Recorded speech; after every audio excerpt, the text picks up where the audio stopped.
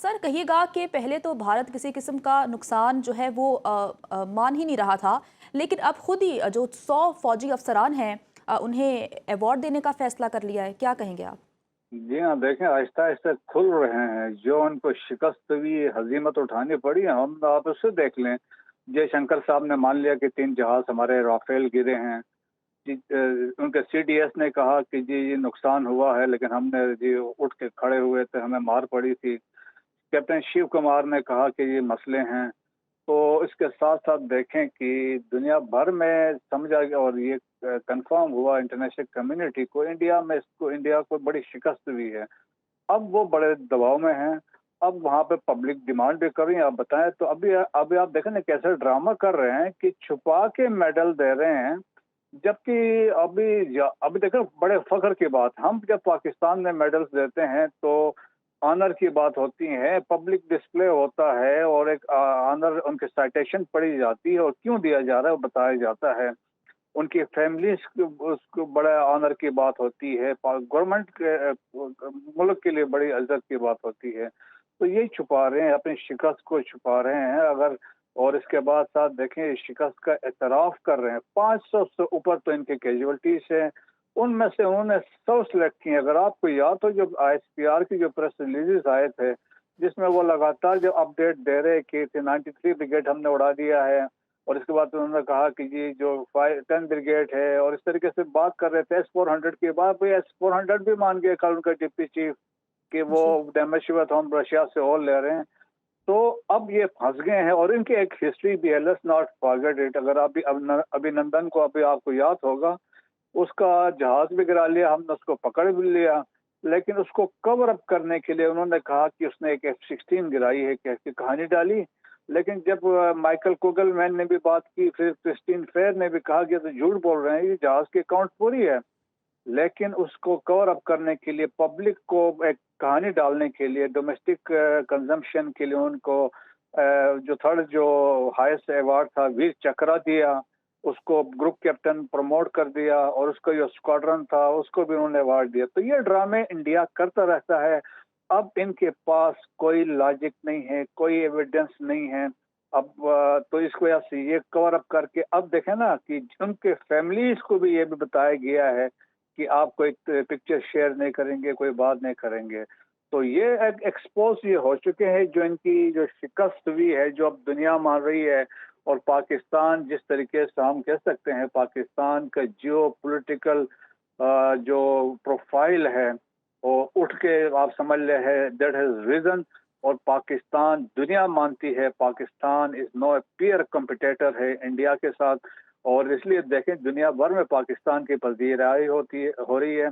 आपका chief of air staff अभी America गया हुआ है। तो मतलब ये है कि दुनिया मानती है आपसे चीज़ें आपसे पूछ रही हैं कि आपने ये कैसे किया है। लोग स्टडीज़ कर रहे हैं, वार गेमिंग हो रही है। ये शिकस्त है। अच्छा सर, जैसा कि आप कह रहे हैं कि पूरी दुनिया मान रही है और इसमें कोई शक नहीं है कि पूरी दुनिया पाक फ़ौज की मोतरफ़ है, तारीफ़ कर रही है उनकी। लेकिन अगर भारत की बात करें तो सर जैसा उन्होंने अब जो 100 उनके जो फ़ौजी हैं उन्हें अवार्ड देने का फ़ैसला किया, जिससे ये बात तय होती है कि भारतीय जो फ़ौजी हैं उनकी हलाकतें हुई हैं। लेकिन पूरी दुनिया तो ये भी मान रही है कि पाकिस्तान ने भारत के राफ़ेल तैयारे गिराए, लेकिन भारत नहीं मान रहा। तो आपको लगता है कि आगे आने वाले दिनों में भारत ये भी तस्लीम करेगा? अभी देखें कि जयशंकर साहब ने अभी रिसेंटली कहा कि 3 राफेल गिरे हैं। अभी जो अवार्ड दे रहे हैं उसमें 3 राफेल के पायलट शामिल है, तो वो तो कंफर्मेशन हो गई है ना कि हुँ। इसमें 3 राफेल गिरे हैं।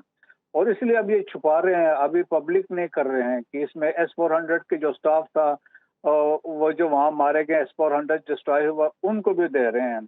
और जिस तरीके से हमने कहा ब्रिगेड हेडक्वार्टर्स हमने तबाह बर्बाद किए थे, एलओसी पे अबाउट 250 से ऊपर इंडियन सिक्योरिटी जो पर्सनल थे उनको हमने मार दिया है। और जिस तरीके से हमने एक अपनी दाग बिठाई थी, न सिर्फ हमने पाकिस्तान की एयरफोर्स ने किया लेकिन हमारे ग्राउंड ट्रूप्स ने जिस तरह एलओसी में परफॉर्म किया, अगर आपको याद हो तो वो व्हाइट फ्लैग्स कौन वहां पे वेव कर रहे थे कि हम पे मर्सी करें, हमें माफ करें, वो इंडियन सोल्जर्स थे।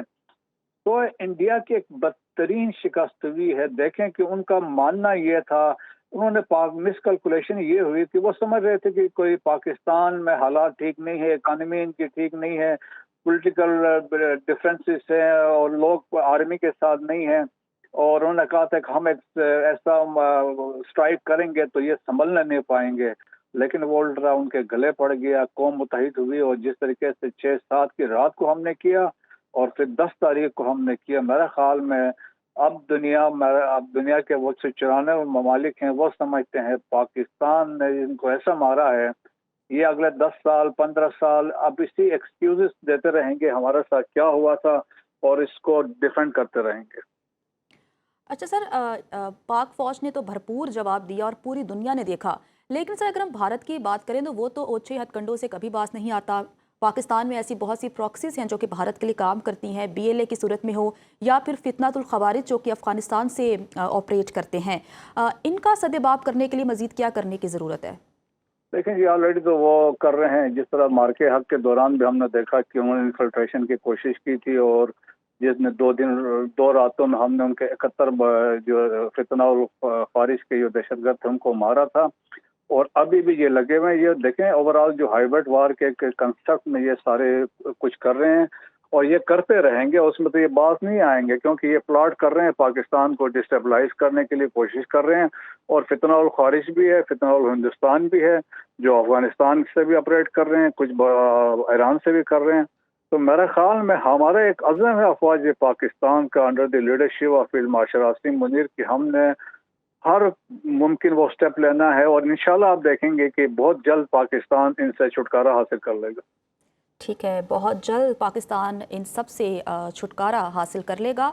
अच्छा सर, ये कहिएगा कि जैसा कि आपने जिक्र किया फितनल खवारिज का, अफ़गान हुकूमत को ये बावर करवाना कितना ज़रूरी है, क्योंकि 2-3 दिन कबल ये खबर आई थी कि अफ़गान चेक पोस्टें इस्तेमाल होती हैं और उन फितनतुल खवारिज को भारत फंड करता है। तो कितना ज़रूरी है अफ़गान हुकूमत को बावर करवाना कि वो इन अनासिर को वहाँ पर पाकिस्तान के ख़िलाफ़ इस्तेमाल ना होने दे?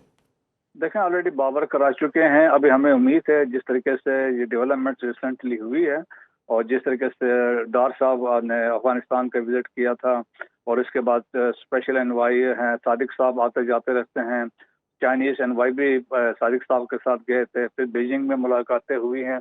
तो हम अभी भी डिप्लोमेसी को चांस देना चाहते हैं, और हमें तवक्को है कि हालात बेहतरी की तरफ जाएंगे।